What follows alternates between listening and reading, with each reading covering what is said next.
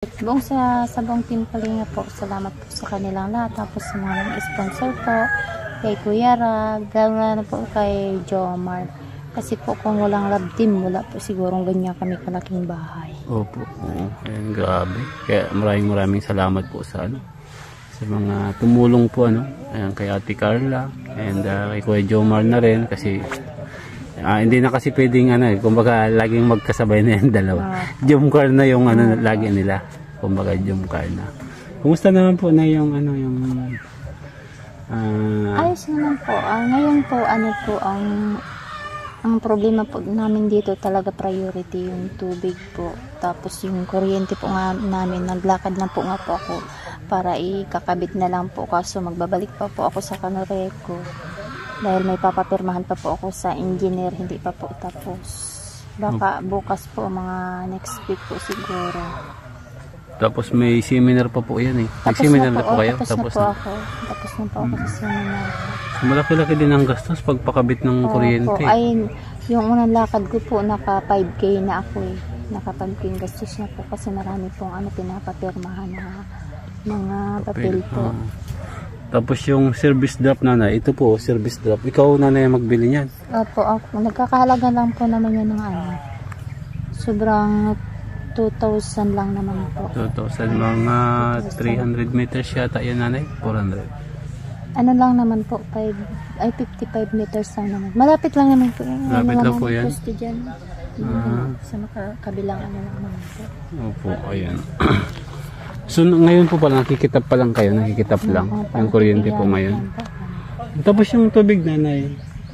Diyan naman po sa kapitbahay lang po kasi naman po, mabuti naman po, mabait naman yung mga kapitbahay namin dito. Papatap naman Opo, pag wala naman po silang gamit ng tubig, nagbibigay naman po sila para makapagamit naman po kami. Opo. So mag-a-apply ka pa din nanay. Yan ang medyo malaki-laki kasi bibili ka ng nung pag-uwi ko kahapon po, nag-uwi po ako, nagbili din po ako ng mga gamit sa tubig, yung tubo, yung mga gripo po. Kasi yung kapitbahay ko po dyan na matanda, si tatay. Tatay po ang tawag namin sa kanila. Tatay. Ano po, siya na yung gagawa. Dito lang po sa house na yan. House po yan nila Ate Nora, nila Rose Ann.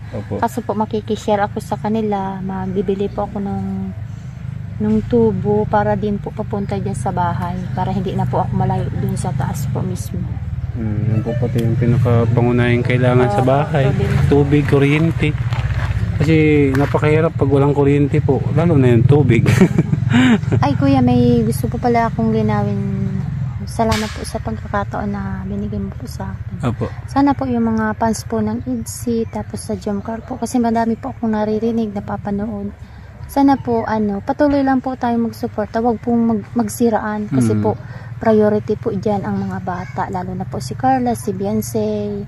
Kasi po maganda naman po ang samahan ng mga bata. Kaya sana po wag gawa ng issue ng mga tao na mag-away yung dalawang bata, yung mga love team.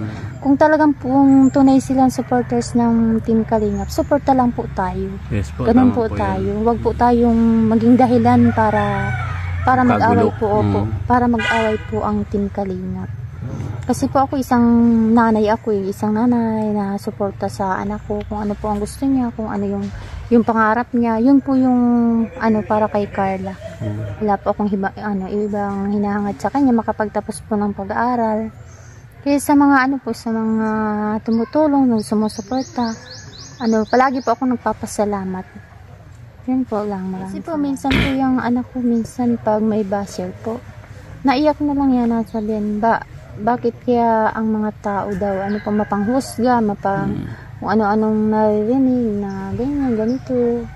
Yan, masakit po para sa halimbawa, beneficiary ka ni Kuya Rab, binablog ka. Masakit po para sa kanila na kung ano-anong bas ang nararanasan po nila sa mga tao. So, ko lang din ito, ko na lang din sa iyo, na ganito talaga nanay ang mundo ng social media. Hindi po natin lahat ma-please yan. Kahit maganda yung ginagawa natin, ibabash pa nga tayo niyan. Kung minsan, hahanapan pa ng butas yung ginagawa nating kabutihan sa ating kapwa. Tapos nga po kanina pala na mabanggit ko po, nagtawag po yung founder ng Jomcar. Tapos po may nagbabalita daw po na binigyan daw po kami ng 50K. galing sa sponsor na hindi po daw nagdaan kay Kuya Rab. Hindi po yun totoo. Hindi po yun totoo. Opo, wala po kami na nahahawakan ganyan kalaking So, pera. gawa-gawa lang talaga. Opo, wala po kami ganyan nahahawakan pera kasi po kami, doon pa nga po nagsabi na ako kay Kuya Rab, kung gusto man pong may magtulong kay Carla sa amin, Padaanin sa kanya kay po Kuya Rab. padaanin niyo, bilang pagalang po, bilang pagalang. Kasi sa kanila naman po yan nagsimula eh. Kaya kami po talaga hindi kami tumatanggap ng mga sabing sa kanila po mismo magsisimula, tapos yun kami na mismo ang kukuha. Hindi po kami ganyan. Kasi ano po kami, kahit mahirap lang po kami tao, marunong naman po kaming gumalang sa mga taong tumulong po, sa mga taong ano. So yung tumawag po nanay, yun yung nagpadala na sinasabi niya? Hindi po, ano po siya, founder ng Jomcarl. Na may nalaman siya na may nagpadala daw sa inyo? May nalaman daw po, oo. May naninira daw po. Direct. May naninira daw po sa Jomcarl, sa amin, kay Carla na may natanggap daw po kami 50k, halagang 50k. Sabi ko wala po kami natatanggap ganyang halagang pera. Wala po kami talaga, sa totoo lang po. Nagkakapera po kami bigay ni Kuya Rab, yan galing po sa kanya. Pero po kung talagang mismo po kami ang ano, hindi po kami, wala pa pong ganyan nakarating po sa amin. Kumbaga lahat po ng pinapabigay sa inyo, pinapadaan niyo muna po kay Kuya Rab. Opo. Para at least si Kuya Rab na lang ang bahala Opo. na ibigay sa inyo. So ayun mga kalingap, napakalinaw po napakalinaw na wala po, hindi po tumatanggap si nanay, si Carla, and si tatay ng kahit ano pa man galing sa sponsors, ano po. Wala po siya lang tinatanggap dyan, and mas gusto po nila na dumadaan po kay Kalingap Rab na at least alam po nila yung tinatawag po na respeto, na hindi sila nagda-direct dun sa mga sponsors na gustong tumulong. Opo. Narinig ko po kasi yun kaya po nagpaliwanag po ako. Kasi po para sa akin po masama po yun masamang paninira po para sa pagkatao po namin. Kasi kahit po kami mahirap, hindi po kami pinalaki ng magulang namin para yung sabi po bang mukhang pera. Hindi po kami ganyan. Kung ano meron po kami, yan, pinagtsatsagaan po namin yan. Si Carla nga po ano yan nakapagtapos nasumpungan po yan ang Kalingap, ngayon na lang na ma-purchase siya.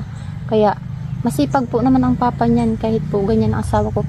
Totoo po may sakit yan, PWD ang asawa ko, pero sa hanap buhay naman po.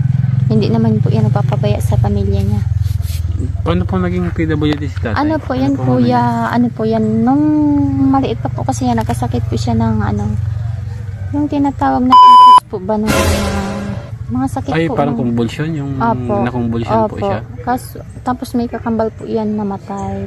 Tapos para po bagang yung tinatawag na agaw buhay na magkapatid. Opo. Yan pong asawa ko ang nabuhay, yung kapatid yan po namatay. Kambal po yan Kambal po sila? Kambal yan sila. As in yung sabay sila pinanganak? Opo. Survival po si tatay? Kaya po yun, nagkasakit siya, tapos yung pong mahirap po siyang mag-unawa ng pagsasalita ng mga tao, yung pagsasalita niya. Kaya minsan po sa vlog, yan, tinuturuan na lang po yan ni Carla, tinuturuan namin kung anong sasabihin niya, kung anong pwede niyang pasalamatan, yan, ganun po. Pero sa hanap buhay naman po, kahit hindi naman po nakapagtapos ng pag-aaral ng asawa ko, kaya niya naman kaya naman pong buhayin yan ang apat naming anak, kasi po yun, masipag naman niya, nalaot, nalako, na kahit ano lang pong extra, magkaroon lang ng pera, trabaho. Ganyan po ang asawa ko.